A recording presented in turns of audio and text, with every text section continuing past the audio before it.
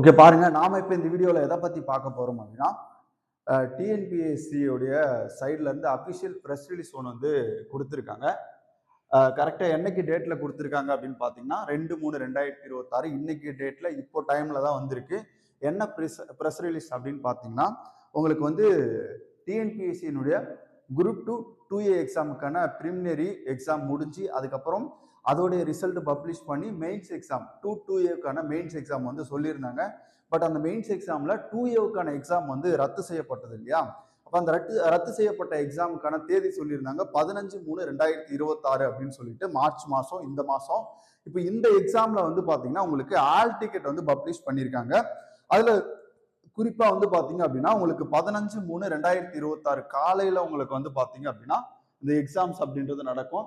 15/3/2026 இருக்கு இல்லையா? இங்கே பாருங்க, இப்போ வந்து பார்த்தீங்கன்னா உங்களுக்கு காலையில் 2A எக்ஸாம்ஸ் அப்படின்றது நடக்கும். 2 மெயின்ஸ் வந்து எழுதியிருப்பாங்க. ஆனால் அவங்க என்ன பண்ணணும் அப்படின்னா தமிழ் எலிஜிபிலிட்டி டெஸ்ட் இருக்கு இல்லையா? தமிழ் தகுதி தேர்வை வந்து குரூப் 2A 2 மெயின்ஸ் எழுதக்கூடியவங்களும் அந்த தமிழ் தகுதி தேர்வு அப்படின்றது எழுதணும்.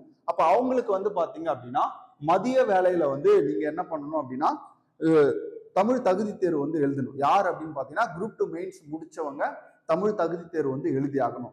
அப்போ 2A வந்து பார்த்தீங்கன்னா உங்களுக்கு காலையில உங்களுடைய சப்ஜெக்டான general studies, general intelligence and reasoning இது OMR மூட்ல இருக்கும். டிஸ்கிரிப்ட் டைப்ல வந்து பார்த்தீங்கன்னா உங்களுக்கு தமிழ் எலிஜிபிலிட்டி டெஸ்ட் இருக்கும் அப்படின்னு சொல்லியிருக்காங்க 15/3/2026. அப்போ அதுக்கான ஆல் டிக்கெட் வந்து தான் உங்களுக்கு ரிலீஸ் பண்ணியிருக்காங்க. அதுக்கான ப்ரெஸ் ரிலீஸ் தான். நீங்க என்ன பண்ணணும் அப்படின்னா tnpsc.government.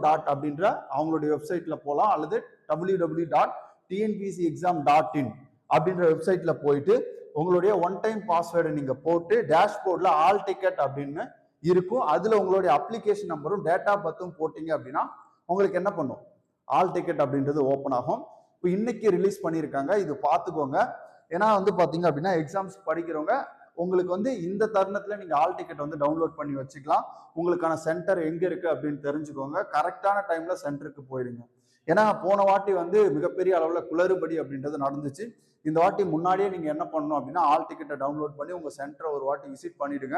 அதுக்கான ப்ரெஸ் ரிலீஸ் தான் இப்போ கொடுத்துருக்காங்க.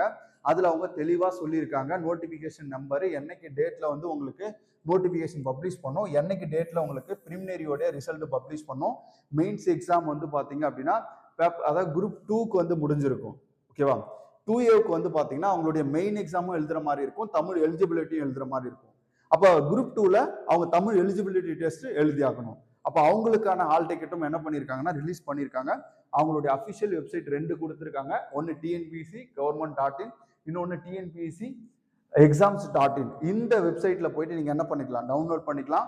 Controller of examination